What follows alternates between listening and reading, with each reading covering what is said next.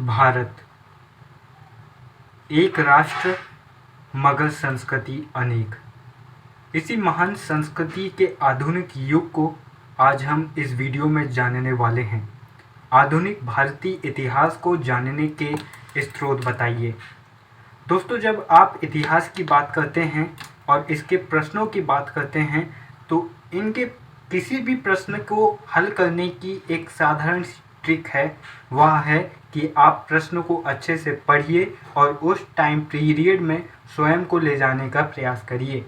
उदाहरण के लिए, आज से 50 साल बाद आपके बच्चे जब आपसे पूछेंगे कि बताइए 2022 कैसा था, तो आपके मन में इमेजिनेशन चलने शुरू हो जाएंगे कि 2022 के आईपीएल को टाटा ने स्पॉन्सर किया था, टाटा आईपीएल। और इस समय कोरोना महामारी चल रही थी, आज़ादी का अमृत महोत्सव मतलब आज़ादी के 75 वर्ष पूरे हो रहे थे। इस समय पुष्पा, आरआरआर और जैसी मूवी आई थी, केजीएफ चैप्टर 2 आई थी। इस तरह की चीज़ें आपके मन में याद आनी शुरू हो जाएगी। उसी तरह ये जो प्रश्न है, आधुनिक भारतीय इतिहास को जानने के स्रोत बताइए। तो अब आपको इसमें करना क्या है, इस तरह के प्रश्न आए जैसे 1857 की क्रांति के कारण परिणाम बताइए, प्लासी के युद्ध के कारण परिणाम बताइए, बक्सर का युद्ध समझाइए। तो उस टाइमलाइन में जाने का प्रयास करें। आप पहले पता कीजिए कि आधुनिक भारत का समय क्या है। इतनी जानकारी तो आपको मालूम होनी चाहिए। जैसे आधुनिक भारतीय इतिहास की बात करें तो यह 1740 से 1950 तक रहा है। 1740 से 1857 तक यूरोप की अलग अलग कंपनियों ने भारत पर प्रभुत्व जमाने की कोशिश की है, जिसमें सबसे पहले पुर्तगाली आए, फिर डेनिश आए, फिर स्वीडिश आए, फिर अंग्रेज आए, फिर फ्रांसीसी आए। इस तरह इन कंपनियों का संघर्ष चला और विजय मिली इंग्लैंड को, यानी इंग्लैंड की ईस्ट इंडिया कंपनी को। 1857 की क्रांति जो लॉर्ड डलहौजी और लॉर्ड विलियम बेंटिंक की धार्मिक नीति और लॉर्ड डलहौजी की हड़प नीति के कारण 1857 की क्रांति हुई।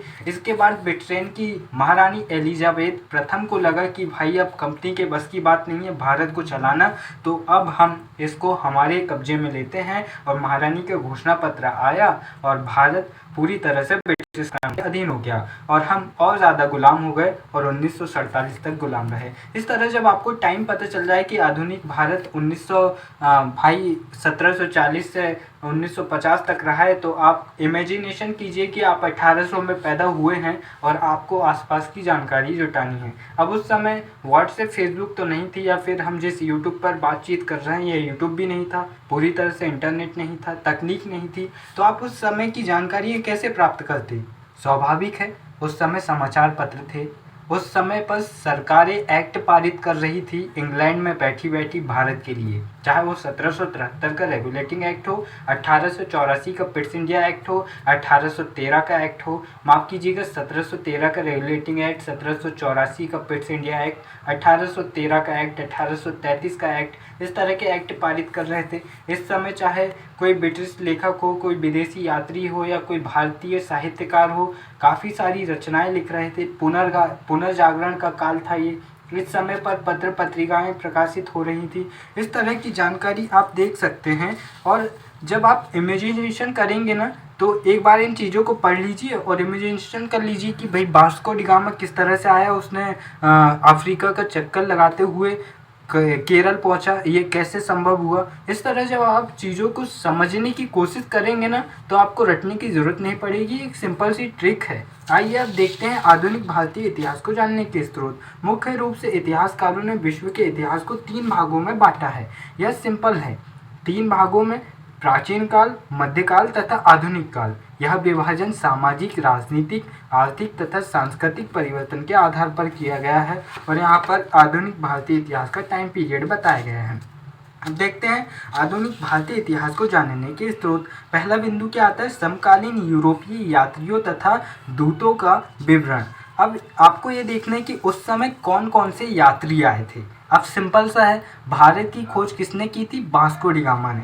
मतलब भारत कहीं घूमा तो नहीं था, भारत वहीं था, लेकिन हुआ यह कि भारत का व्यापार कुस्तुनतुनिया के जरिए यूरोप से होता था। लेकिन 1453 में तुर्कों ने कुस्तुनतुनिया पर अधिकार कर लिया, जिसके कारण एशियाई देशों और यूरोपीय देशों का संबंध टूट गया, जिससे भारत का सूत, भारत का कपास या फिर भारत के मसाले यूरोप तक नहीं पहुंच पा रहे थे, जिसके कारण वहां पर इनकी कीमत बहुत ज़्यादा बढ़ गई और वहां इनकी डिमांड बहुत बढ़ गई। इसलिए यूरोप वासियों ने सोचा कि किसी तरह एशिया को ढूंढा जाए, किसी तरह भारत को ढूंढा जाए। दोस्तों, जब ये जंगल में घूमते थे तब हम महलों में रहते थे, जब आज ये महलों में रह रहे हैं तो हमारा क्या हाल है। इसलिए कहते इतिहास कभी भी बदल जाता है, इसलिए इतिहास बहुत महत्वपूर्ण होता है। दोस्तों, इन्होंने किसी न किसी तरह से भारत को खोजा और भारत को खोजने का कार्य किया वास्को डी गामा ने। कहते हैं कि यह एक गुजराती व्यापारी स्कंद के साथ आया था, उसकी मदद से आया था, लेकिन कुछ व्यापारी मानते हैं कि यह एक अरब यात्री की सहायता से आया था। इस तरह वास्को डी गामा के बारे में लिख दीजिए कि वास्को डी गामा ने 1498 में भारत की खोज की।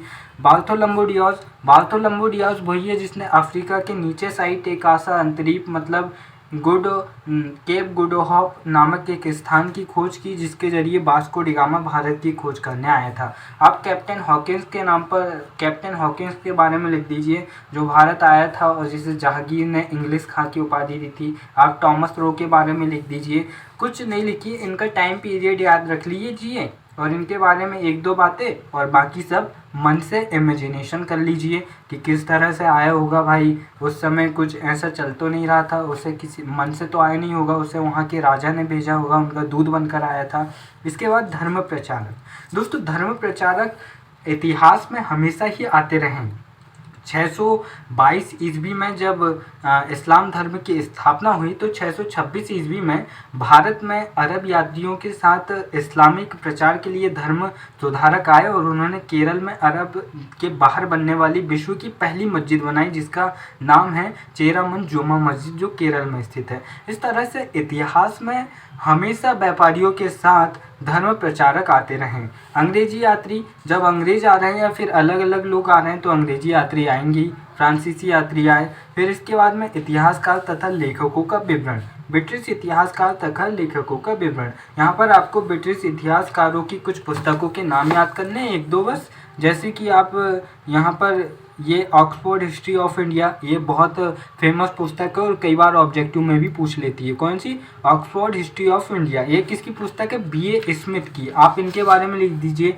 यहाँ पर किसी के भी बारे में यहाँ कोई सी भी बुक का नाम देख लीजिए, दो तीन बुक याद कर लीजिए और इनके बारे में विवरण लिख दीजिए कि इन्होंने ऐसा ऐसा कहा है। इसी तरह भारतीय इतिहासकारों के बारे में भी लिख दीजिए।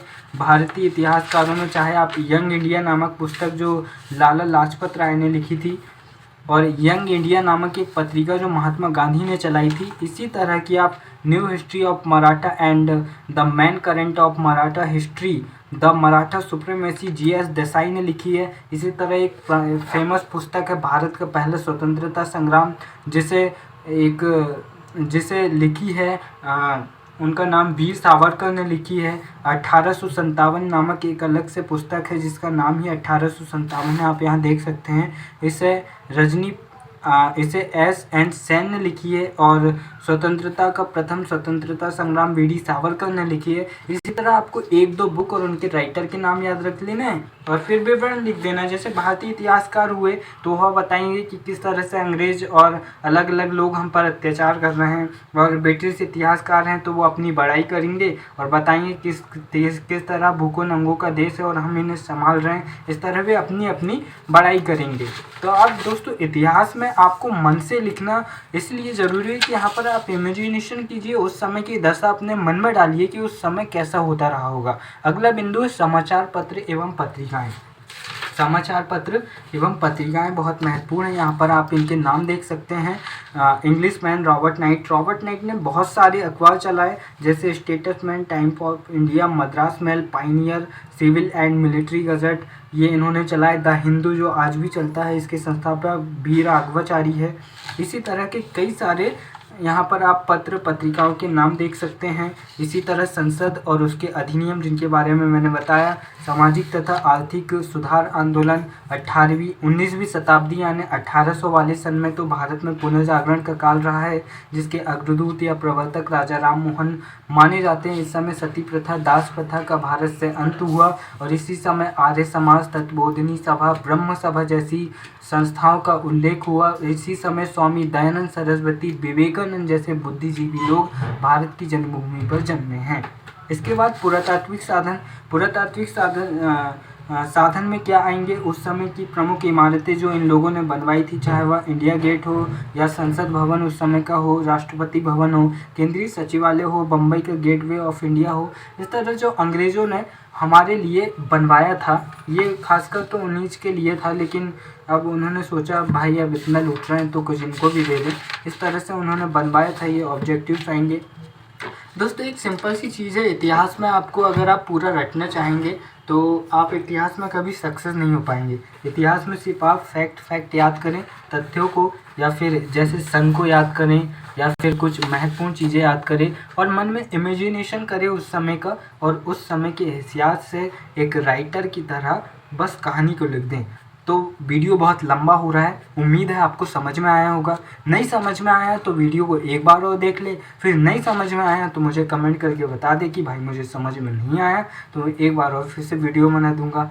वीडियो के अंत में बस इतना ही कहना चाहूँगा, पाब्लो पिकासो कहते हैं जो सोचता है कि वह नहीं कर पाएगा वह नहीं कर पाता, और जो सोचता है कि वह कर पाएगा तो वह कर लेता है।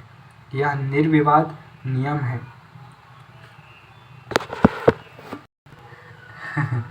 मन के हारे हार है और मन के जीते जीत। जय हिंद। फिर मिलेंगे।